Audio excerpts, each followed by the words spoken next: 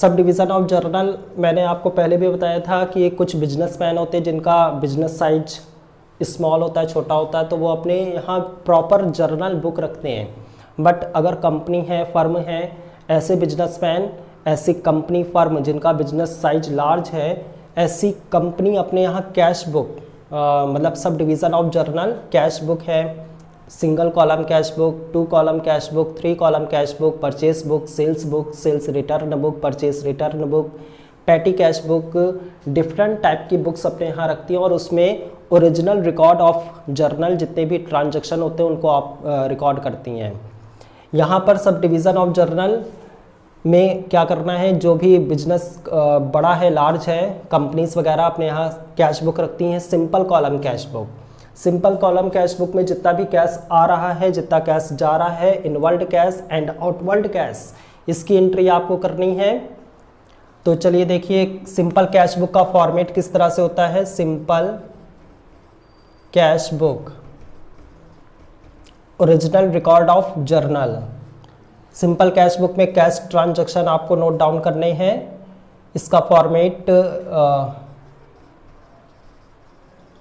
Format of simple column cash book, simple cash book. Date का column आपको बनाना है, रिसिप्ट का कॉलम,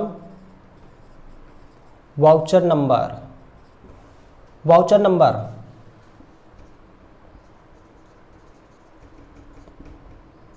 वाउचर नंबर का मतलब होता है कि जो भी ट्रांजैक्शन हो रहे हैं कैश से रिलेटिव, उसके पीछे आपको कोई ना कोई रिसिप्ट मिलती है। जैसे इलेक्ट्रिसिटी का आप पेमेंट करते हैं तो भी इलेक्ट्रिक बिल आपको मिलता है, वो आपका वाउचर नंबर होता है, जो एक प्रमाण का काम करता है, एक सर्टिफाइड होता है कि हाँ ये रियल में ट्रांजैक्शन हुआ था, इस डेट में हुआ था, इस टाइम के अकॉर्डिंग हुआ था, वो आपको एक रिसिप्ट मिलती है, उसी को वाउचर कहा जाता है। वो वाउचर नंबर आपको डालना है कि किस डेट में और कितने टाइम पर आपका ट्रांजैक्शन हुआ था, लेन देन हुआ है, कैश ट्रांजैक्शन हुआ है।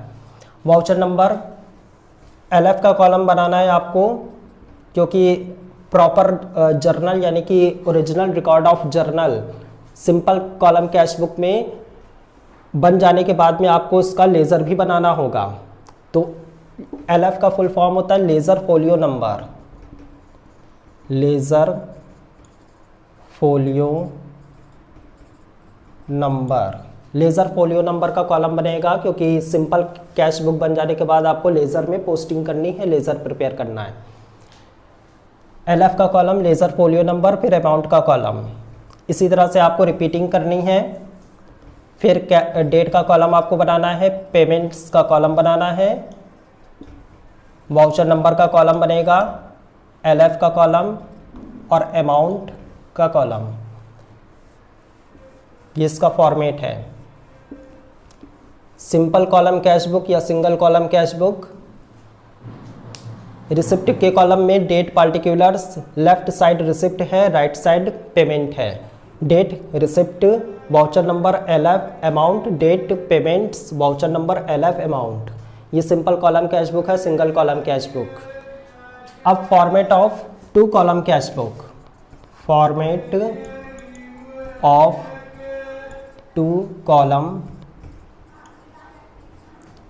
Cash book.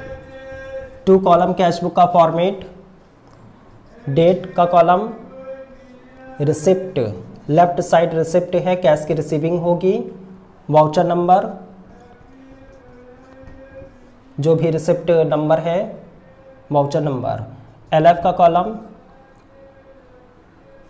अमाउंट का कॉलम, डिस्काउंट का कॉलम। फिर रिपीट करना है आपको, date, payments, voucher number, LF का कॉलम, अमाउंट का कॉलम एंड डिस्काउंट का कॉलम। ये 2 कॉलम कैश बुक है।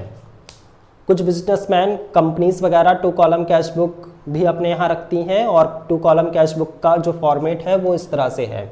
Date, receipt, voucher number, LF, amount, discount. Discount का कॉलम भी यहाँ पर बनेगा, यानी कि 1 कॉलम आपका ज़्यादा हो गया। Date, payments, voucher number, LF, amount, discount. इस तरह से आपको पेमेंट में भी रिपीटिंग करनी है। अब फॉर्मेट 1 कॉलम कैश बुक हो चुकी है और 2 कॉलम कैश बुक के फॉर्मेट हो चुके हैं। अब 3 column cash book, format of 3 column cash book, 3 column cash book, date, receipt, left side receipt cash की रिसीविंग, वाउचर नंबर, LF का column ledger folio number, amount, discount and bank का column यहाँ पे create होगा। 1 column ज़्यादा हो गया extra, bank का कॉलम यहाँ पर बनेगा। ये 3 कॉलम कैश बुक है, अमाउंट, डिस्काउंट, बैंक। रिपीटिंग करनी है, डेट, पेमेंट्स जो कैश का पेमेंट होगा, वाउचर नंबर, LF का कॉलम, अमाउंट का कॉलम, डिस्काउंट का column and bank. 3 column cash book में टोटल जो कॉलम्स होते हैं 1 2 3 4 5 6 7 8 9 10 11 12 13 14 कॉलम्स होते हैं। Date, receipt, voucher number, LF, ledger folio number, amount, discount, bank. फिर रिपीट करना है आपको, date, payments, voucher number, LF, amount, discount and bank. Receipt के कॉलम एंड पेमेंट्स के column. Single column cash book, 2 column cash book, 3 column cash book के format हमने आपको बता दिए। ये बिजनेस साइज के ऊपर डिपेंड करता है कि बिजनेसमैन अपने बिजनेस में 1 कॉलम कैश बुक रखता है, 2 कॉलम कैश बुक रखता है या 3 कॉलम कैश बुक रखता है। ये बिजनेस की रिक्वायरमेंट पर डिपेंड करता है। ये सब डिवीज़न ऑफ जर्नल के पार्ट हैं। फ्रेंड्स, अभी तक आपने जर्नल के बारे में पढ़ा था, rules of debit and rules of credit. अब आपके पास में सेकंड स्टेप है sub division of journal cash book, simple cash book, sub division of journal, original record of journal. Enter the following transactions in a simple cash book for December 2010। ये question दिया है। Date, particulars, amount. 2010 cash in hand 1 December 12,000 rupees का हमारे पास में cash available था। December 5 cash received from Bhanu 4,000 rupees.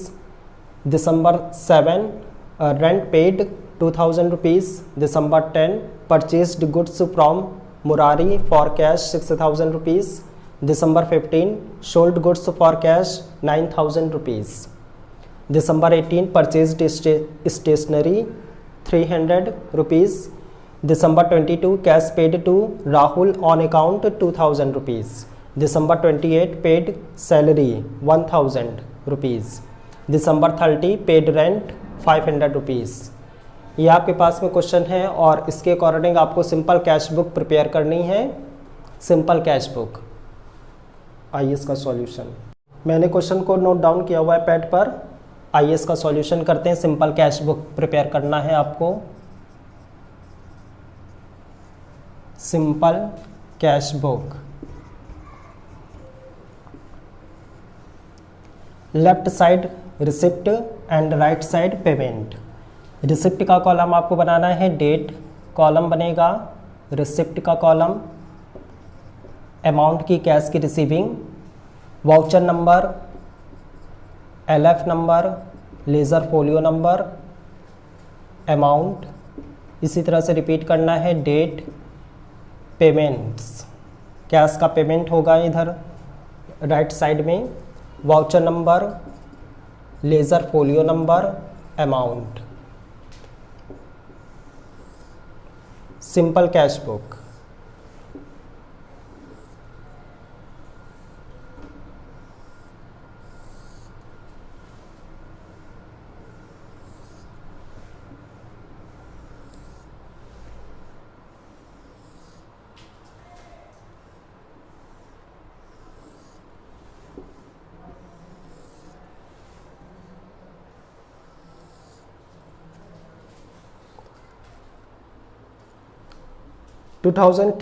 December 1 cash in hand 12,000 rupees. Receipt में लिखेंगे सबसे पहले हमारे पास में कैश अवेलेबल था 2010 दिसंबर 1 में कैश अवेलेबल है, cash in hand to balance brought down. BD 12,000 का कैश हमारे पास में अवेलेबल था, शॉप में हमारे पास में पहले से 12,000 रुपीज़ है। दिसंबर 5 में cash received from Bhanu, cash की रिसीविंग हुई है। कैश जब आएगा वो उसको आपको रिसिप्ट में लिखना है, इनवर्ल्ड कैश रिसिप्ट में, एंड जो आउट होगा कैश बाहर जाएगा पेमेंट होगा तो पेमेंट के कॉलम में लिखना है आपको। Cash received from Bhanu, Bhanu से आपको कैश की रिसीविंग हो रही है, इसको आपको रिसिप्ट के कॉलम में लिखना है। दिसंबर 5 टू भानु, भानु यहाँ पे गिवर हैं तो भानु का नाम आएगा टू भानु। 4,000 की कैश की रिसीविंग हो रही है, रिसिप्ट हुआ है। रेंट पेड, रेंट पे किया गया है तो आपको पेमेंट के कॉलम में लिखना है क्योंकि पेमेंट मेड हो रहा है। 2010 दिसंबर 7 बाय रेंट अकाउंट ₹2000 का रेंट पे किया गया है, कैश आउट हुआ। Purchased goods from Murari for cash, Murari का नाम भी दिया हुआ है बट उसमें फॉर कैश भी लिखा हुआ है। आपने गुड्स की परचेसिंग की है, ख़रीदा हुआ है गुड्स, लेकिन आपने कैश में पेमेंट कर दिया है। जब भी गुड्स परचेज करते हैं तो कैश का पेमेंट आपको करना होगा। दिसंबर 10 bye purchaser's account, bye purchaser's account ₹6,000, 6,000 का कैश पेमेंट किया गया है, गुड्स की परचेसिंग की गई है। Next December 15 sold goods for cash, goods की सेलिंग की गई है, कस्टमर को गुड्स सेल किया गया है फॉर कैश, नगद में आपने माल बेचा है कस्टमर को, वो कस्टमर आपको कैश देगा, रिसिप्ट होगा। तो रिसिप्ट के कॉलम में आपको लिखना है दिसंबर 15। कैश की रिसीविंग हो रही है, टू सेल्स अकाउंट लिखना है आपको। कितने रुपए का गुड्स सेल किया गया है? 9,000 रुपीज़ का। परचेज्ड स्टेशनरी, एनी प्रॉपर्टीज़ जब परचेसिंग की जाती है तो कैश आउट होता है, और कैश जब आउट हो रहा है, स्टेशनरी परचेज की जा रही है, कैश आउट हो रहा है, पेमेंट के कॉलम में आपको लिखना है। दिसंबर 18 बाय स्टेशनरी अकाउंट, कितने रुपए की स्टेशनरी परचेज की गई है? 300 की।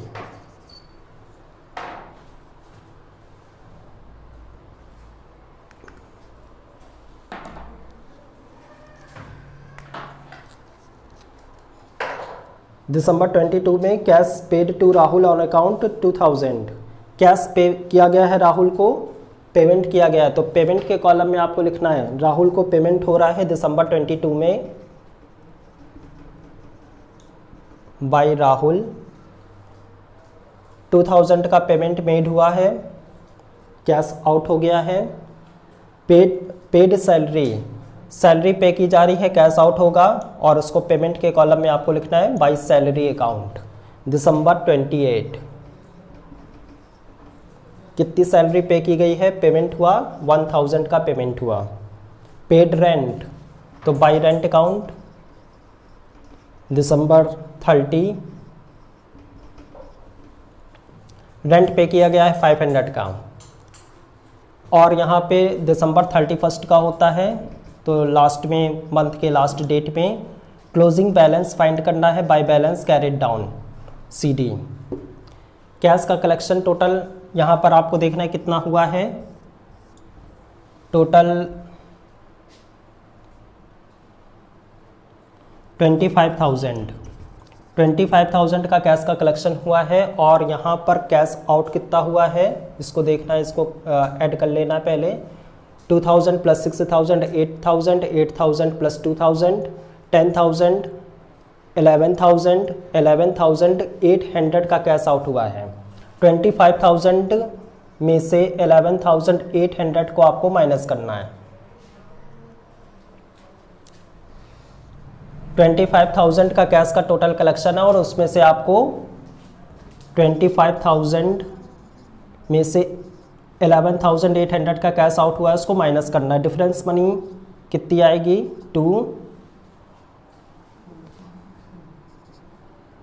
13,200 की डिफरेंस मनी आ रही है। ये आपके पास में कैश अवेलेबल है, और यही आपका आंसर है 13,200। इसका ग्रांड टोटल लगाना है आपको 25,000 इक्वल ग्रांड टोटल है CD बैलेंस आया है 31 दिसंबर को, इसको बैलेंस ब्राउट डाउन में चेंज करना है दिसंबर 31 के नेक्स्ट डे 2011 जनवरी 1 टू बैलेंस ब्राउट डाउन 13,200 का बैलेंस ये ब्राउट डाउन आ गया। एक बार फिर समझिए इस क्वेश्चन को। सिंपल कॉलम कैश बुक है, इसमें रिसिप्ट डेट पार्टी रिसिप्ट का कॉलम बना हुआ है, वाउचर नंबर का कॉलम बना है, LF ledger folio number, amount. Repeat करना है आपको, डेट, पेमेंट का column, voucher number, ledger folio number, amount. 2010 दिसंबर 1 में ट्रांजैक्शन हुआ था, हमारे पास में कैश अवेलेबल था, cash in hand to balance brought down 12,000 का कैश अवेलेबल था। नेक्स्ट 5 दिसंबर में भानु से cash received from Bhanu, Bhanu से हमको कैश रिसीविंग हो रही है, इसको रिसिप्ट के कॉलम में आपको लिखना है दिसंबर 5 में टू भानु। भानु यहाँ पे गिवर है और रिसिप्ट हो रहा है 4,000, तो रिसिप्ट के कॉलम में हमने लिख दिया 4,000 रुपीज़ का कैश रिसीविंग हो रही है। नेक्स्ट दिसंबर 7 में रेंट पे किया गया है, तो पेमेंट के कॉलम में आपको लिखना है दिसंबर 7 बाय रेंट अकाउंट 2,000 का रेंट पेमेंट हुआ है, पेमेंट के कॉलम में लिखा गया। Purchased goods from Murari for cash, Murari से गुड्स की परचेसिंग की गई है फॉर कैश। मुरारी नेम तो दिया हुआ है बट यहाँ पे फॉर कैश भी लिखा हुआ है। मैंने आपको बताया था जब भी पर्सन नेम दिया होगा वहाँ पे उधारी होगा, क्रेडिट परचेसिंग आपने की है, उधार खरीदा हुआ है, बट यहाँ पे फॉर कैश भी लिखा हुआ है क्वेश्चन में। तो फॉर कैश का मीन्स हो गया कि आपने मुरारी से गुड्स परचेसिंग की है और उसको आपने कैश भी पे कर दिया है इमीडिएटली। तो आपने जब कैश पे किया गया है तो पेमेंट के कॉलम में आउट हो रहा है कैश, पेमेंट के कॉलम में आपको एंट्री करनी होगी बाय परचेसर्स अकाउंट, मुरारी का नाम नहीं आएगा क्योंकि उसको आपने कैश दे दिया है immediately. Bye purchaser's account 6,000 rupees हो जाएगा दिसंबर 10 में। Next sold goods for cash 15 December, sold goods for cash, आपने कस्टमर को गुड्स की सेलिंग की है फॉर कैश, तो कस्टमर आपको कैश पे कर रहा है, यानी कि आपको कैश की रिसीविंग होगी कस्टमर से। टू सेल्स अकाउंट होगा 9,000 की गुड्स की सेलिंग की गई थी और कैश की रिसीविंग भी 9,000 रुपीज़। नेक्स्ट 18 दिसंबर परचेज्ड स्टेशनरी, स्टेशनरी की परचेसिंग की गई है 18 दिसंबर को और यहाँ पर पेमेंट होगा क्योंकि स्टेशनरी तो आ गई है, बदले में आपके पास से कैश आउट हो गया है। पेमेंट हो रहा है बाय स्टेशनरी अकाउंट 300 का, यहाँ पर पेमेंट किया गया। दिसंबर 22 में cash paid to Rahul on account, Rahul को आपने कैश पेमेंट किया है तो दिसंबर 22 बाय राहुल हो जाएंगे, 2,000 पेमेंट मेड हो रहा है। दिसंबर 28 में पेड सैलरी 1,000 की सैलरी आपने पेमेंट की है दिसंबर 28 में by salary account, payment made हो रहा है 1,000 रुपीज़। फिर पेड रेंट दिसंबर 30 में बाय रेंट अकाउंट हो जाएगा 500 रुपीज़, यहाँ पर भी पेमेंट मेड हो रहा है। कैश का टोटल कलेक्शन हुआ जाके 25,000 रुपीज़ एंड ये जो पेमेंट के कॉलम है, पेमेंट के कॉलम में 2,000, 6,300, 2,100, 1,000 और 500, इन सभी की एडिंग होगी 11,800 का बैलेंस आएगा। टोटल रिसिप्ट का जितना टोटल आया है 25,000 में से पेमेंट का माइनस करेंगे तो डिफरेंस मनी हमारे पास में आ रही है 13,200। 13,200 हमारा बैलेंस कैरेट डाउन होगा। ये हमारे पास में 13,200 का बैलेंस CD है, कैरेट डाउन बैलेंस है, अवेलेबल है कैश। इसको नेक्स्ट डे हम ट्रांसफ़र करेंगे 2011 जनवरी 1 में टू बैलेंस ब्राउट डाउन। 13,200 का बैलेंस ब्राउट डाउन हो गया।